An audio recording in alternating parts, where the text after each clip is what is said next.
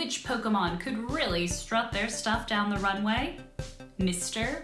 Rime.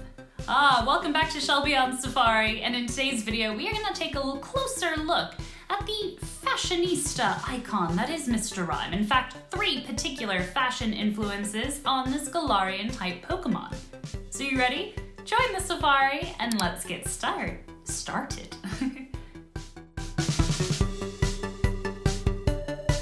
So for those of you who may not know, Mr. Rime is the evolution of Mr. Mime, the Pokemon that was first introduced to us back in Kanto. In Mr. Mime's Kantonian form, he is a psychic and fairy type. However, over in Galar, things get a bit icy, for he is ice and psychic. And over in Galar, Mr. Mime not only has a specific Galarian form, oh no, he also has an evolution into Mr. Rime, the focus of today's video. Whereas in your Pokedexes, you would find Mr. Mime is good at pantomiming, turns out Mr. Rime is good at tap dancing. Seeing the Galarian influences on other Pokemon got me thinking, what are the Galarian influences on Mr. Rime? And thus, the 3 fashion icons came to mind.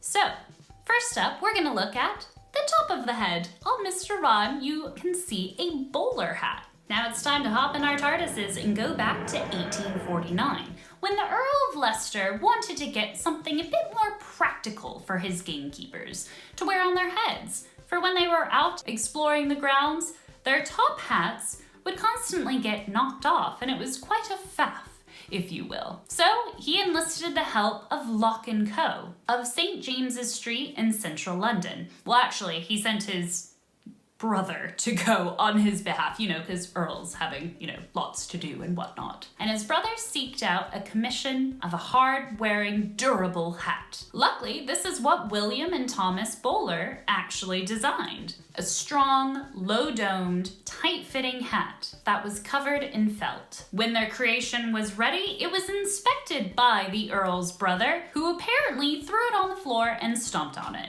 As one does.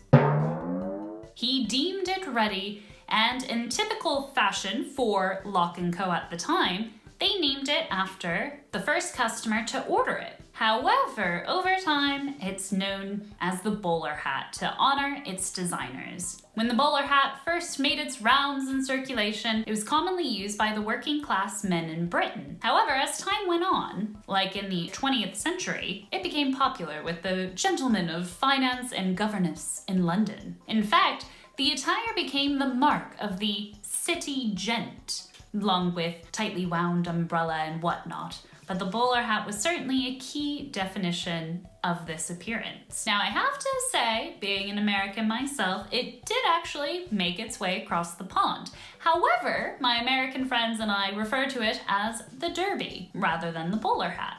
And some say it's this hat that won the West, not the Stetson, although, in my humble opinion, Stetsons are cool. But some famous outlaws that wore this hat that I have to mention are Billy the Kid and Butch Cassidy, who took a fancy to wearing the derby. Another key defining fashion accessory of Mr. Rime is his cane, which does look a bit icy and cold to the touch. Luckily, the canes of our world, well, they're not made of ice. In fact, that's one of the ways you can distinguish between a cane and a walking stick, is by what they're made out of. Sticks were originally made from whalebone, ivory, ebony, and other hardwoods, whereas canes are typically made from bamboo and other hard reeds. No ice in that list, actually. Sorry, Mr. Rime. Over time, canes have really shifted in perception, if you will. Originally used by shepherds and travelers, canes progressed to be a symbol of power and strength, then later to authority and social prestige. However, specifically here in the real-life Galar region in the UK, after the 1600s, canes became fashionable for men to carry around as part of their daily attire. However, fast forward to 1702, where the men of London were required to have a license in order to carry a cane. I wonder what the backstory was behind that. Probably some tales of ruffians getting into trouble using their canes. I don't know. Oh, that'd be fascinating. That's for a future Shelby on Safari episode. Why the need to require a license in London to carry a cane. And now for the most intriguing fashion feature of Mr. Rime, his mustache. What I find fascinating is here in Britain, between 1860 and 1916, every British soldier was forbidden from shaving his upper lip, or else it would have been a breach of discipline. Whoa, you are required to have a mustache. Now, I must ask you a question. When was the word mustache first recorded? In 1585?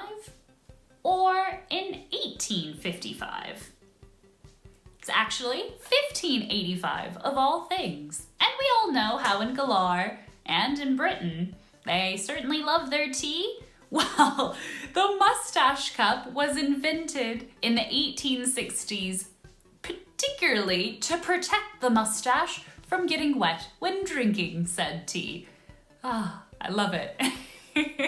Now, I found this highly amusing. You know how I love to bring journal articles when discussing some of the science and the animals that are like real-life Pokemon?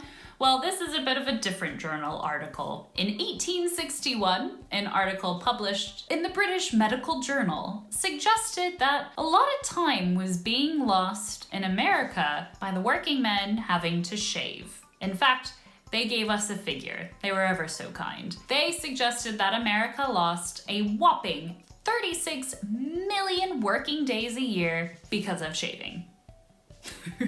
Whoa. Now, all jokes aside, with the onset of the First World War, there are a few things that got in the way of the mustache continuing to flourish in society. First, it was quite difficult to put a gas mask on when you had facial hair, because it needed to be sealed properly against skin. But also, especially here in Britain, as many as 250,000 boys under the age of 18 fought for Britain in the Great War. And therefore, it was reconsidered, mandating that the British soldier indeed did not shave their upper lip. Well, because some couldn't actually grow anything up there. But it turns out our friend Mr. Rime certainly can. And as you may see with Mr. Rime, he actually stays rather emotionless on his face, which is a bit unnerving. You can see with his tummy, actually. That's where more of the emotions come from. I feel like I should be doing this live from the Paris catwalk. Welcome back to Shelby on Safari. I'm really not the most fashionably dressed today. I've had a really long day and I just felt like wearing a sweatshirt. So sorry guys, I probably should have, dressed up a bit more posh for this one, but there's always next time, eh? Yeah, I really couldn't strut down any walkway. I'm very clumsy. I'm glad I'm not a fashion model, but watch. I can try to, beg your pardon. All right, let's see, can I strut? Yeah, that's not gonna work.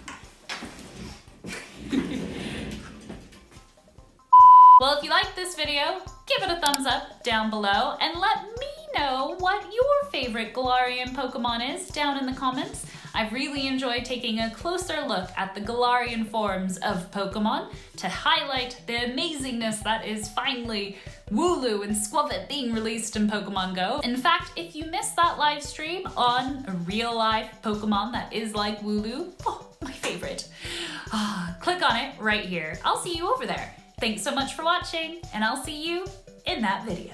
Go on, click it. It's Wooloo. You gotta click it because it's so cute.